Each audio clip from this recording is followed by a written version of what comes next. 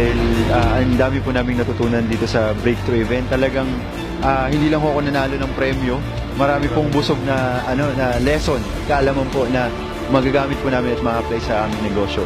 Kung paano kailangan i-speak mo yung wants and yung mga don't wants ng mga target market mo. I went to this breakthrough event, so if I want to learn about online marketing and affiliate marketing, that I can apply to my business, so I can achieve financial freedom also.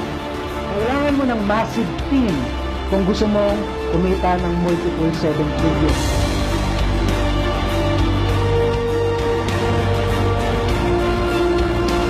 Dito, critic na. Okay? Nagsasalita na siya, in short. Nagsasalita na, pinopromote na yung pangalan mo. Importante na clear sa prospect mo yung benefits.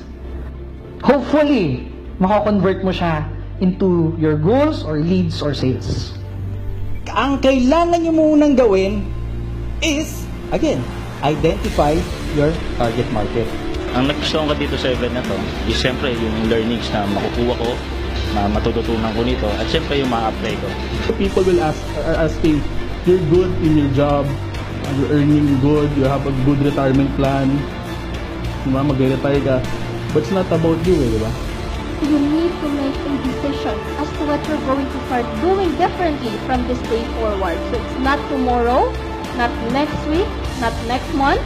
You've got to make a decision today. 10 years from now, nakikita mo ba ang sarili mo na nakukuha mo yung mga goals mo? Nakikita mo ba ang sarili mo na masaya, nagkakaroon ng freedom? Nakikita mo ba ang sarili mo na nabibigay lahat ng mga pangangailangan ng pamilya mo? You will have an authority.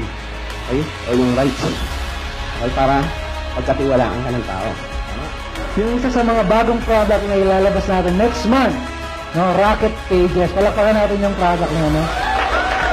It is designed to help you. No, it is designed to help you na makapag-create ng mga capture pages na magagamit nyo to start building your own